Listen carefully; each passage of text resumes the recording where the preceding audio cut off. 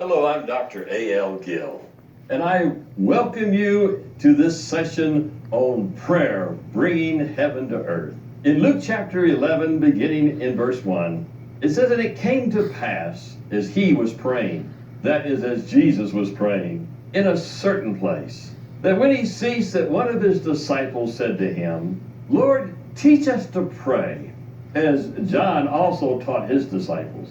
So it says that Jesus was praying. Jesus was a man of prayer.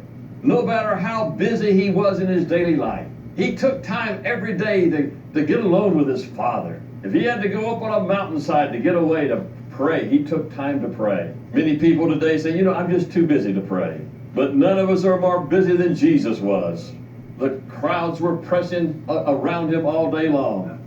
Multitudes of people reaching out to touch him, teaching his disciples. He had a very busy day. But in the busyness of that life, he was too busy not to pray. And it says this time as Jesus was praying, his disciples were listening to him. And when he got through, one of his disciples said, Lord, would you teach us how to pray? Like John also taught his disciples. Lord, would you teach us how to pray? Now, we could ask, why would these disciples have to ask Jesus to teach them how to pray? They were raised in the synagogue and in the temple. Certainly they had heard their religious leaders praying. Why would they have to ask Jesus to teach them how to pray? Oh, I believe that there was something so different about the way Jesus prayed, that they must have said, wow, we want to learn how to pray like that. Jesus, would you teach us how to pray? Oh, I believe we have a lot of traditions regarding prayer today. Even as I'm sure these disciples had their traditions regarding prayer.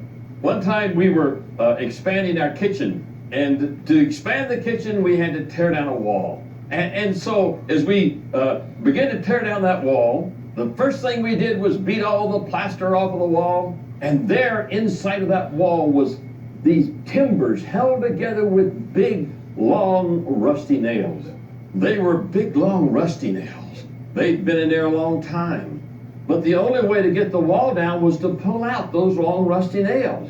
So I got my pry bar, I hammered it under the head of the first nail, and I began to pull and pull, but the nail wouldn't come out.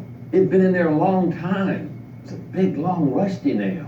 Suddenly I remembered I had a big, long pry bar. I went and got it.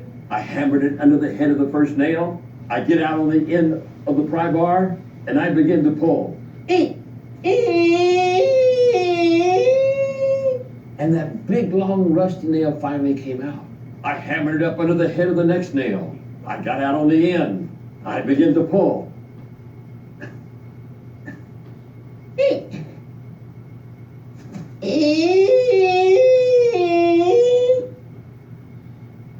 And that big, long, rusty nail finally came out.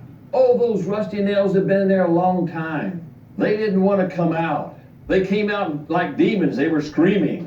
Oh, and God said, your traditions are like those big, long, rusty nails.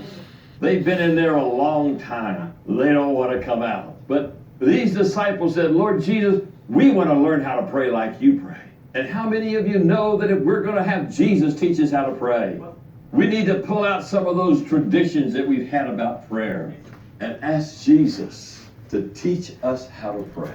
I can remember in the church of my tradition, prayer was such a boring thing. We'd have a crowd of 3 people showed up for a prayer meeting on Wednesday night because all we heard was problems, problems, problems. Everybody's problems. All those people that were sick. All those people that were having marital problems. All those people who couldn't pay their bills and were struggling with finances. All those problems. They were so depressing. And then I had my own prayer list. And I would take my long prayer list. In fact, my prayer list got longer all the time. The only way you get off my prayer list was to die, because I never saw any prayers answered. And I'd get down on my knees and spend hours in fervent worry. All I was doing was worrying out loud, telling God all my problems, all my doubts, and all my fears. How many of you know God's busy? And certainly if you're going to get your prayers answered, you've got to get his attention.